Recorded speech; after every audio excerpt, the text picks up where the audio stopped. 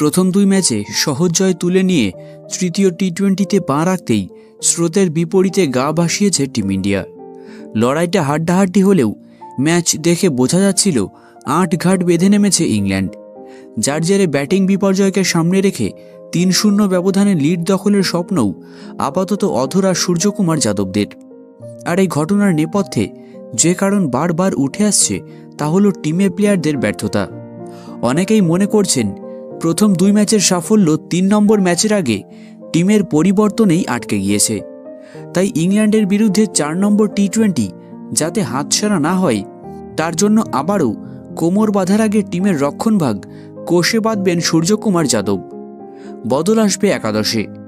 পিঠের খিঁচুনি নিয়ে দল থেকে বাদ পড়া রিঙ্কু সিংকে সবচেয়ে বেশি মনে করেছিল ভারত।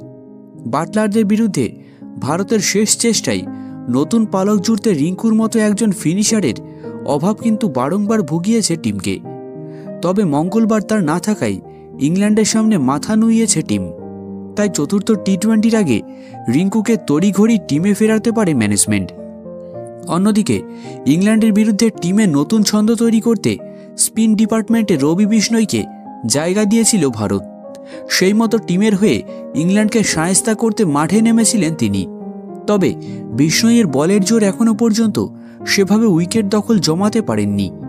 চলতি টি-20 সিরিজে মাত্র একটি উইকেট পেয়েছেন তিনি, যেখানে বরুণ চক্রবর্তীর খাতায় যোগ হয়েছে 10টি উইকেট। ফলে রবির ব্যর্থতাকে সামনে রেখে ইংল্যান্ডের বিরুদ্ধে আগামী ম্যাচগুলিতে তাকে আর টিমে রেখে বিপদ বাড়াতে চাইছে না ম্যানেজমেন্ট। অন্যদিকে ৩ নম্বর ম্যাচের আগে দাপুটে পেসার আর্শদীপ সিংকে বিশ্রামে রেখেছিল দল। সূত্র বলছে ৪ নম্বর টি-20তে আবারও ফেরানো হতে পারে আর্শদীপ সিংকে।